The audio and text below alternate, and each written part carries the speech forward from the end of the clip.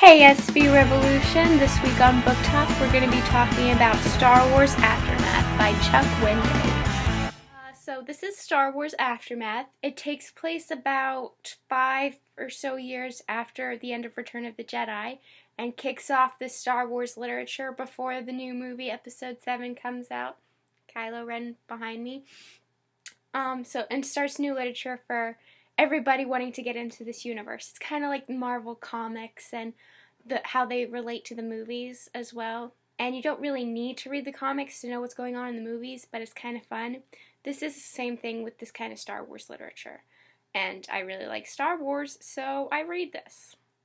So my expectations of this book were quite high when I first heard about it because it involved Wedge Antilles, and he's definitely one of my favorite characters in Star Wars literature and the movies, but he's not as prominent in the movies, so it was exciting to see him in literature again.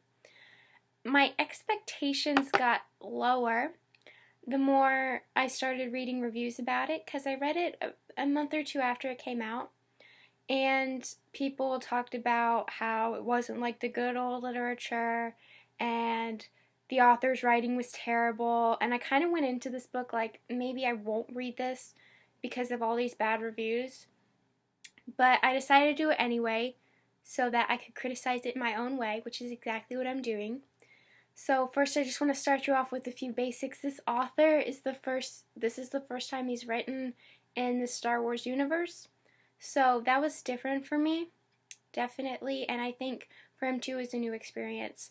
So it's kind of read weirdly at some times for a seasoned Star Wars reader. But overall, I enjoyed it. But before I talk about why I enjoyed it, let's talk about what I didn't really like about this book. The story, the writing was not what I'm used to. The whole book was written in present tense from a third-person perspective, which was so wrong to me reading this book. I was just like, no, that's horrible. And the author used a lot of semicolons and colons more than they should have. Being a copy editor last year, I took a lot of self-control not to get too worked up about that. So that was kind of hard to get through at first. I eventually did just kind of overlook it and get used to it, but it took a while getting used to it. Also, this book is taking place after Return of the Jedi. So you'd expect Han, Luke, or Leia to be in it. Han Solo was in it for about 10 pages. It's maybe 300. And Luke and Leia are merely mentioned. They're not in it. The whole book I was asking where Han, Luke, and Leia is. And then Han showed up, and that was great. And Wedge was in it. Not as much as I hope he was, but he was in it still. So that was kind of eh. But once I got over those feelings of I don't really like this and editing, by the end of the book, I couldn't put it down, and I enjoyed the characters and the plot, actually, a lot more than I thought it would. I thought I would hate it and everything would be awful, but by the end, I was kind of surprised that I actually liked what was happening and that I'm excited for the next book in this trilogy. So now we've got all the bad stuff out of the way. Let's talk about what I liked. I liked the plot of this book. So the Empire's taking control of this planet that's backwater, and they're making plans there, and then the rebels show up and there's this whole conflict. But throughout the story there's this group of people, and they're pretty much misfits. They don't really have a place with the rebellion or with the Empire. I mean, technically their titles say they have sides, but they're fighting for themselves like anybody. So the characters were really relatable, and by the end I was feeling so much for them.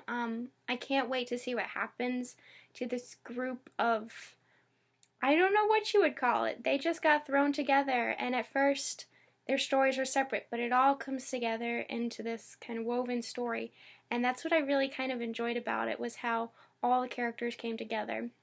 So let's go talk about the characters and get some background on them.